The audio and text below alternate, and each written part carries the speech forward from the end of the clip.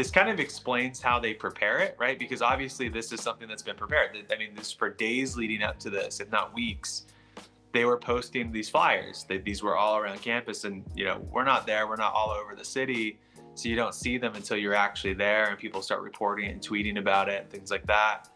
But how they could call Turning Point violent after the murder of Charlie when there has been not a single case of this anywhere, and they're actually burning things down. And what's up, everybody? This is Tate Brown here, holding it down for Tim Pool. I've got a great interview here with Tyler Bowyer. He is the lead of TP Action, Turning Point Action, and we have him here to give his thoughts on the chaos in Berkeley last night. So here's the interview. Enjoy. From Fox News, bloody brawl breaks out as agitators protest TPUSA event at UC Berkeley in California. Clash erupts ahead of a Turning Point USA event. A bloody fight broke out near the University of California, Berkeley on Monday afternoon ahead of a Turning Point USA event on campus. The event, which featured Dr. Frank Turek and Rob Schneider, marked the end of the This Is the Turning Point tour. It took place just 2 months after TPUSA's founder Charlie Kirk was assassinated at a campus event in Utah on September 10th. And I'm just going to play some clips from the insanity going on there. As you can see here, this is via Savannah Hernandez. Punch and fadge, calls for violence, obviously. We have some more action here. This was some arrests being made following I think this is following the brawl. Yeah, following the brawl. Hey, white boy, break it off. You're bleeding, bitch. Hey, white boy, you're bleeding, white boy. Hey, white boy, you're bleeding. Break it off. So yeah, there's just a lot of kumbaya going on there in Berkeley. Again, this is vintage Berkeley. This was them antagonizing the attendees for the event. Obviously, all the officers there with riot gear. This is from Jorge Ventura. Just absolute insanity. It's total carnage. So we're gonna bring in Tyler here. Obviously, we're seeing we're watching the videos, everything beforehand. The situation in Berkeley. I mean, it's a bit of a throwback. I mean, a lot of people forgot Berkeley. That's what it had the reputation of being back in the day. Turning Point returned. That was the end of y'all's tour. Obviously, you head to Berkeley. Surely you had to be anticipating a little bit of this sort of carnage, right? Yeah, I mean, it's actually really interesting because this is one of the first places that we kind of opened up a lot of campus activity on. We went right into the belly of the beast about a decade ago, a little more than a decade ago. Mm-hmm. I was privileged to be in charge of our entire field operation at the time, and we were really opening up a lot of the West. And it just, ever since the very beginning, it's been nothing but crazy at Berkeley. So kicking us off campus, a lot of people don't realize this, but that was one of the first places that we had ever done a real tour stop for Charlie in the early days. Mm-hmm. So we're very familiar with the Berkeley campus, but it's always been very insane, trying to shut down conservatives, trying to dehumanize conservatives every time that we show up. And that's been the name of the game, for Antifa and all the radicals that are there. Yeah. So, I mean, I guess to start, how did the event go? The event obviously was on campus. Most of this carnage was off campus. So did the event go forward as normally? I mean, how was that? Yeah. And actually a lot of it was right there on campus. And we've seen this time and time again, but there was, you've seen the videos, we've watched the videos. It was insane. I mean, there was literally hundreds and hundreds of radicalized protesters that were outside Antifa. It's actually really funny because yesterday I was on with a reporter who was arguing with me about the existence of Antifa. She was trying to allege to me, this was a reporter actually in a more conservative state, believe it or not, that Antifa isn't real and doesn't exist. And yesterday we saw the congregation of Antifa activists acting like terrorists that had gotten together. They were very prepared. They were very organized. They had bullhorns shouting and screaming in people's faces. There was actually reports, direct reports from first-person sources here. So this isn't like I'm pulling it off the internet or from third parties. First person that they were throwing glass at people. Oh my gosh. They were throwing like actually things that were shattering and blowing up and shards of glass everywhere, which was left behind and everywhere. There was activists, Antifa activists that were spitting on Mm. people directly, right? And they're while they were waiting in line to get in. And we're talking about, pretty calm, normal, regular people showing up for this Right. thing, bringing their kids and waiting outside sometimes for hours until the school will actually let them in.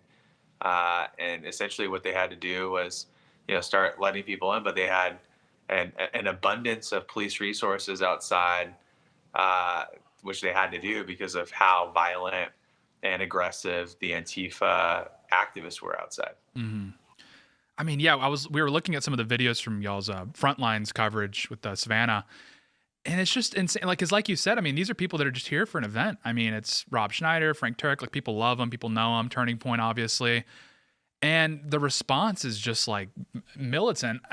What is the relationship like in Berkeley with the local authorities? I mean, the local officials. I mean, it seems like this keeps happening. Obviously, what has been your experience with them compared to maybe like red states, red governments, that sort of thing? Yeah, no, it's actually a really interesting question. And by the way, I just want to shout out Savannah and how great of a job she does. I know Yeah. she's been on quite a bit. She's an incredible talent. The entire team at Frontlines is incredible. They really go into the belly of the beast everywhere we go. But yeah, it's actually a really interesting conversation because you have a couple of different layers here that the public isn't really talking too much about. Mm-hmm. First, you have, the blue cities versus red cities issue. In general, and I want to be like very clear about this. Most of the police are on our side, and even the bluest cities, you have a dramatic number of police that are conservative, that are, fans, that are supportive of what we do, and so they're happy to be there.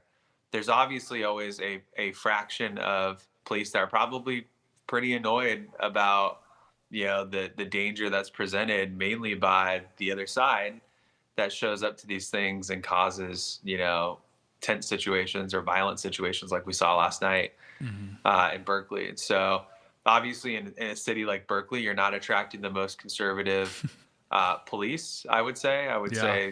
There are some people that enjoy, the drama that probably exists around Berkeley's campus. But the most important part about the police is that they're always doing their job. They've always been, and everywhere that we've gone, and I can say this over the years, the decade plus that I've done this, is that we've always had a great response. And I think it's only increased over the number of years that I think police have embraced the fact that this is coming from one side, Yeah. that started realizing, oh my gosh, like we have to defend, essentially the ideology that they support, which is a more conservative one, because of how crazy and radical the country's getting, under the guise of, BLM or the various factions that have been created out of the Soros regimes. Mm-hmm. It's really important to focus on though this topic of campus police versus normal municipal police. Mm-hmm. Campus police is a totally different ballgame, and this has come up actually in kind of light of the murder of Charlie, is that campus police sometimes are a different animal to deal with than your normal regular municipal police. And so again, I don't want to speak directly to the UVU situation or even Berkeley last night with some of these, because again, there's a lot of police departments that are on campus that are just trying their best with what they've been given. Mm-hmm. But most of these departments have to report to the administration rather than to the infrastructure that's normally funded and ran by taxpayers within a municipality. So that's a big deal, and that's actually a real problem when you talk about safety and Yeah. public safety, because when police are answering to the university system and what their end goals are, sometimes bad results happen. Mm-hmm. And again, I don't want to point directly to Charlie's murder on that, but there are some things that could have been done and should have been done to prevent his assassination, that I think that a larger police department would be able to handle. Now, given that fact, sometimes there's police departments that are smaller in the city where the university is, and the university actually has a bigger police presence than the rest of the city. But those are all things that need to be looked at and talked about and debated, and you know, there should be some introspection, especially following Charlie's death. Yeah. Especially when you look at last night, you know, blue city, you know, relatively small city, big college campus, you know, is safety, you know, priority number one. Yeah, I mean, I've spot checked Berkeley as like if you look at, you know, the New York Times as the precinct voting map, and you can like check and see how many people in each precinct voted for what. And if you spot check Berkeley, it's actually something wild to do at home. Is almost there's a good chunk of the precincts that the Green Party received more votes than Trump. So Yep. you guys really went into the belly of the beast here. Obviously, you know, you talked about the relationship with the campus police, municipal police. What about the locals? I mean, I imagine you guys probably weren't able to get out and about that much, but was the response from the locals as hostile as, you know, obviously probably not anything close to Antifa, but was there a degree of hostility with the locals? Yeah, I mean, the most severely leftist college campus, you know, just to kind of give everybody an idea, the most severe, you know, leftist areas are pretty radicalized, even with the common folk. It's actually hard to comprehend for a lot of people that go into these places. So Berkeley is a good example of one. UC Boulder, University of Colorado Boulder, CU Boulder. I'm sorry, not UC Boulder. CU Boulder is another good example of that. UW Madison is a really good example of that. I've walked the streets of most of these places when we've done events. And even just last year, again, I'll kind of point to Madison. You walk around some of these communities and you're kind of expecting just people to be a little bit more normal, a little bit more common sense. It's actually bizarre how prepared the community is to be anti whatever's going on, if that makes sense. It's almost like the community rallies behind and creates the animosity that is basically okayed for like an Antifa violent situation to happen. I think that that's really the story when you see all these crazy things happen. We saw it in Minneapolis. We've seen it in Philadelphia. We've seen it in Portland. You saw what happened last night in Berkeley. A lot of that is on the shoulders of the community. I mean, that is the reason why it exists, is because they feel like they have, the ability to go out and be harassing in that way. I mean, like I said, like we were just there last year in Madison with Charlie walking the streets right before a football game. So you're, within the college area, but I mean, Madison is largely engulfed in University of Wisconsin culture. And this is the same with Berkeley. You walk around that place, I mean, especially with someone with credibility like Charlie had, I mean, people were shouting at him like more violently than I've ever seen before. People get in your face and kind of almost start pushing you and start, screaming in your face and telling you to go home or you get out of their state or do whatever, right? And those are just things that you just don't see in more conservative areas ever. Right. Like you just don't have that. And so I think a lot of people have no clue that this is happening in some of these really deep blue violent cities where violence is being stoked and it's really not being taken care of, because I don't think the police really know what to do with it. I don't know. I don't think they have any idea of how to prevent it, other than, this is just how things operate here. It's kind of like the feedback that we've gotten is that this is just how it works here. Yeah. And you got there. Yeah. I mean, I imagine you guys probably, like you're talking about the local community organizing, right? Anticipating y'all's arrival. There had to be some foresight that there was going to be some carnage, right? I mean, especially in Berkeley. And I mean, we've seen obviously, the people with effigies of Charlie's, these really horrible effigies of Charlie and the taunting and these sorts of things. I mean, that lead up had to be, pretty intense. Yeah, I mean, there was actually flyers being posted all around Berkeley, on and off campus. We found these off campus as well that said Berkeley in the fascist turning point youth-oriented campaign of incitement of violence. So this is how backwards it is. This is how, you study this in school. Like everybody goes through that, the Fahrenheit 451, you know, thought prevention type, Right. Yeah. stuff.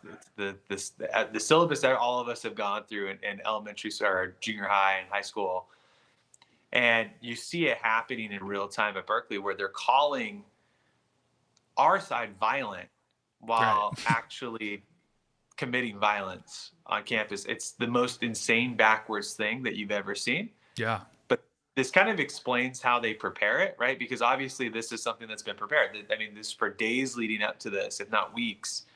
They were posting these flyers. These were all around campus, and we're not there. We're not all over the city, so you don't see them until you're actually there, and people start reporting it and tweeting about it and things like that. But how they could call Turning Point violent after the murder of Charlie, when there has been not a single case Right. of this anywhere, and they're actually burning things down, and again, you mentioned lighting effigies on fire outside of events, screaming at people with bullhorns in their face as like these sweet moms with their daughters and kids are walking in. It's unlike anything anyone ever can really comprehend in America. Yeah. Well, I mean, there's something to be said about that, which is, there's all these people on the right that are, like we're these based fringe, radicals or whatever, and they're hosting these events or whatever, but nothing really agitates the left like Turning Point USA. And I think if you drill down on that, the reason is because you guys are the effective ones. You're the ones that are stepping into the mainstream, occupying the mainstream, and like reorienting. I mean, that was Charlie's legacy, is he stepped in and he changed the game. And I think that specifically is what animates the leftists so much more than, all these people that are, doing whatever. No shade, obviously, but there's something about Turning Point specifically that just infuriates these leftists. I don't know, maybe you could drill down on what you've seen, why that might be the case.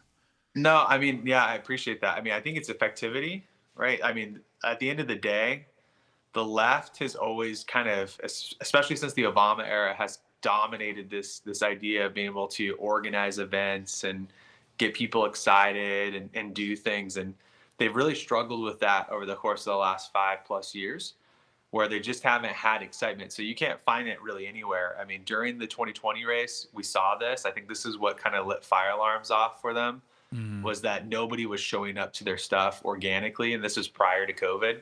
Yeah. And then, you go into COVID, and, we know all the reasons why, many believe, they really leaned into that and utilized that for their own political benefits. But there hasn't been anyone that's been able to really harness that. And I think they came off of this high of Obama having the capacity of doing that, to now they're really struggling to consolidate around voices and people. And that's the one thing about Charlie that Charlie was able to do as a personality, and then transfuse that into an organization and make an organization that I've been blessed to be part of, and our group has been working diligently at. But that's been part of the effort, which is that it can't just be a person. It has to be people. It has to be community that you build. And once they see you do that, they start getting very nervous, because it's like, well, Charlie's gone. Charlie's been assassinated, but they can't assassinate a million small versions of Charlie all over the country, which is what we're seeing. Yeah. And this is like, to your point, is like, when you talk about mainstream, we and this is not unique or new. I've been with Charlie's, for the last 11 plus years, and we have been attacked from both sides. Yeah. We felt like we've had people attacking us, and the weirdest part is that sometimes it feels like it's simultaneous, where the harder the left is going at us, the harder it's like fringe elements of the right feel like they have gone at us. And people trying to just like get cheap shots and things like that. We've seen that all throughout the last decade, and you're seeing a little bit of that now, where there's people like trying to really attack. I mean, we've seen this with pretty sick attacks on us and Erica and so many, and not to bring that in, but I think part of that's the element of when you see some of those left-wing insane things happening like we saw last night, you also get elements. And actually, that's what's pretty much the catalyst to reaffirm that we're pretty much in the mainstream, pretty much the middle of the road when it comes to how things are going in America, and at least where the conservative movement is. And again, those things actually make the left more nervous because they start going, oh, wow, that's really, that really is the middle of the road for conservative thought. And they're actually attracting more people. And that's what we've tried to do. Yeah, I mean that's exactly right, and I think that's what infuriates a lot of these more fringe elements you're talking about, and it certainly infuriates leftists is that you guys are just you're so effective as an organization, and again, like as a testament to Charlie, but the whole organization as a whole, is that you're just single-handedly able to move the Overton window. I mean, that's just incredible stuff, and yeah, that's got to be petrifying if you're a leftist, especially watching you guys roll up to Berkeley, right into the belly of the beast. Yeah, that probably keeps them up at night. There's two elements to that. Is like we haven't really feared going into those places.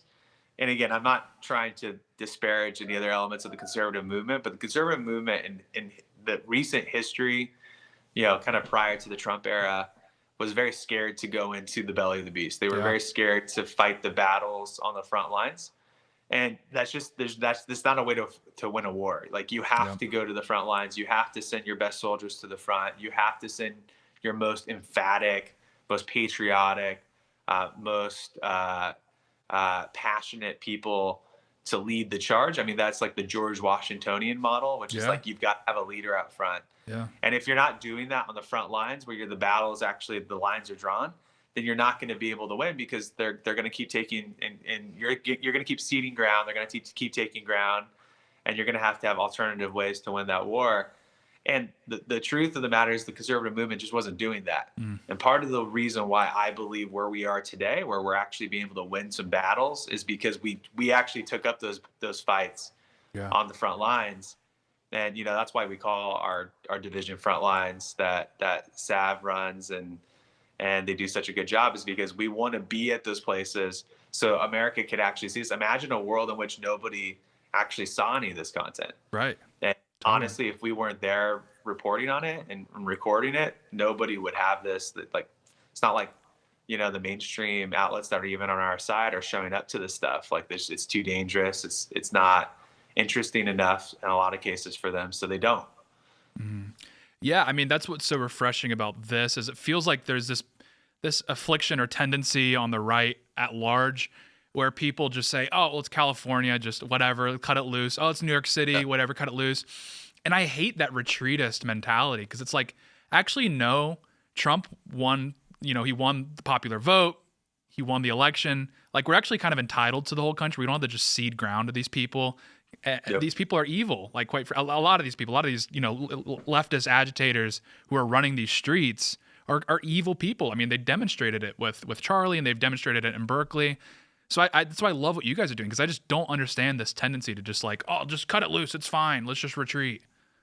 Well, there's more places than just college campuses for this too. I mean, this is probably the biggest problem within the conservative movement in general, is that the generation, my parents' generation, and again, this isn't an attack on Gen Xers, but Gen Xers weren't hyper politically motivated. They didn't throughout, and this is an admitting moment.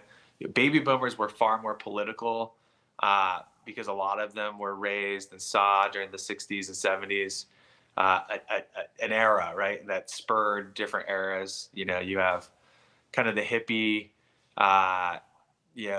situation that is kind of similar to a lot of millennials. That like hippies and hipsters share a lot of similarities with environmentalism and anti-war and all this, which is, I think, has kind of turned what we saw like in the early 80s in particular, that started the whole yuppie movement through the 90s, 80s and 90s.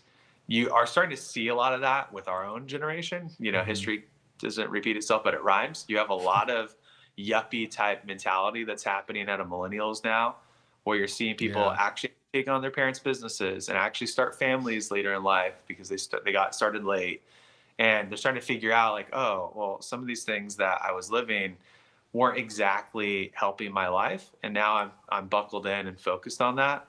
Yeah. And so you have a lot of that that's happening. And so the conflict that's happening with young people in particular is that they're figuring this out, but it's not just on college campuses now. Now it's spread to the church culture, like and the communities that they're moving out to. So a lot are moving out of the city and even out of the suburbs and some more rural suburban areas or more rural areas. And they're taking on their businesses or they're moving into, gentrified neighborhoods that are taking over the family business that was their dad's or their grandpa's for the last 30 or 40 years. And so it's a really unique moment, but it's really important for us to capture that and then say, hey, there's other groups that need to show up and show out in a big way to help support a lot of these activists as they start to age. And I Yeah. brought up Gen Xers for this reason because a lot of Gen Xers, were kind of this tail end yuppie .com boom era people that they, their activism was listening to Rush Limbaugh, and that's awesome, and they listened to it, but they didn't go out and do something. And that's the big piece, is that you have to actually translate that from listening, kind of taking this on, seeing the problems that are happening around you, and then going out and doing something. And a lot of these Gen Xers are starting to retire, Yeah. and at a higher rate, it's really important for them to get involved and do a lot more in the community. Totally. I mean, yeah, that mindset has really kind of poisoned the conservative movement for something. That's when Trump came in. He's actually just like doing things. It's blowing the back of people's heads. They can't believe it. They're like, wait, well, you can just do that? It's like, yeah, actually you can. If you want to like save America, you got to get your hands dirty a little bit. I was going to ask, I mean, I guess this would be the last question. We're kind of running out of time here, but the DOJ, well, they probably had their eye on Berkeley, obviously, with this happening. Has there been sort of any indication they're investigating here, that they're taking a look? Because I mean, for a lot of people that just want to go to see Dr. Frank Turek speak, and then they might have to worry about something like this, that's got to kind of freak them out a little bit. So I was wondering, what turning point, what their relationship with the DOJ has been like with this specific incident. Yeah, it's actually been really interesting. I actually fielded a call, like I won't say from who, but early this morning, from someone high up within the administration who was super supportive, that they've got our back, that they're doing more to anticipate some of these problems, so that I think that the government can actually step in and be more helpful for the safety and protection of people. Because I think a lot of people, for us, a lot of times it's a little bit concerning because we don't really know how bad it's going to be until you show up. Part of us was that we thought that this would actually be a little bit easier in Berkeley this year because, mistakenly, because of Charlie's assassination, we thought that they would probably take a softer approach. We now know the answer is no. These crazy people exist, and they're going to come at you hard, if not harder, than ever before.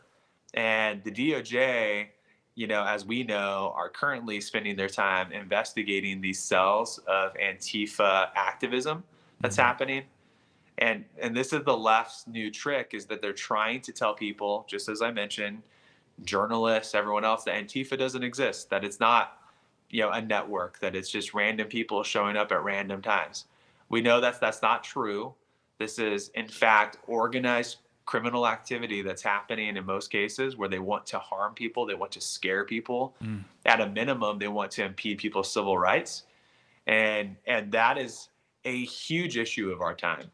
And so the DOJ, especially in the Civil Rights Division, Harmony Dillon is fantastic.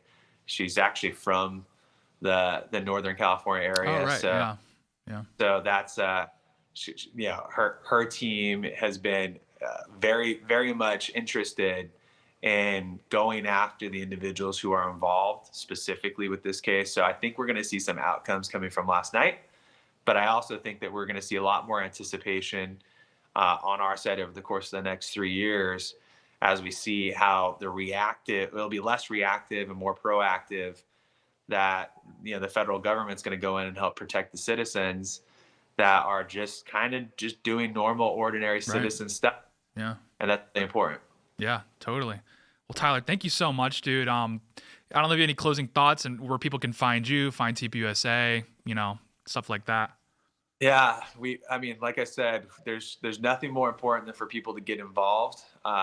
this next year we have Turning Point USA that is flying at the highest number. So you can go to tpusa.com/get involved. You can go to tpusastudents.com as well. If you have a student that you know that wants to get involved, they can sign up to be part of a chapter.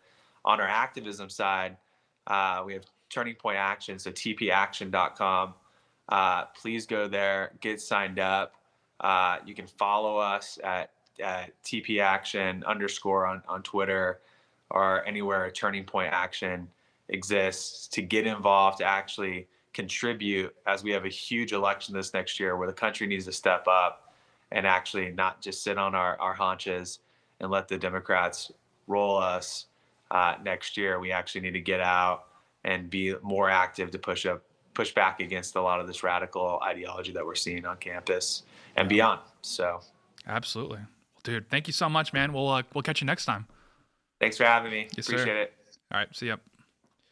All right, well that was Tyler Bowyer. Man, it's insane. It's insane. Like he said, you were kind of anticipating that maybe they would taper back the violence a little bit, considering everything that we've seen. No, they're doubling down. These people hate you. They want to destroy you. Enough. I mean, I was saying earlier, sometimes it feels like maybe the window's closing, but it's good to hear that the DOJ is taking a look. We have to break these people. Full stop. End of story. Enough is enough. But with that, we are out of time. So let me see. We're going to raid Devori Darkins, I believe. Let's see. Make sure he's live. Devori Darkins. Yep, here we go. And I will get us going here. With that, you can find me, your host, Tate Brown, on X and Instagram at Real Tate Brown.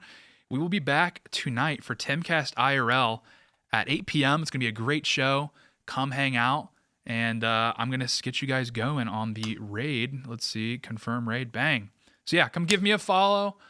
Make sure you go check out TPUSA, obviously, and Tyler. Tyler's fantastic. He's a great guy, doing excellent work. They've been through a lot, but they're still just, full steam ahead. It's fantastic. Come hang out. Come hang out with Timcast IRL, and we'll see you guys later.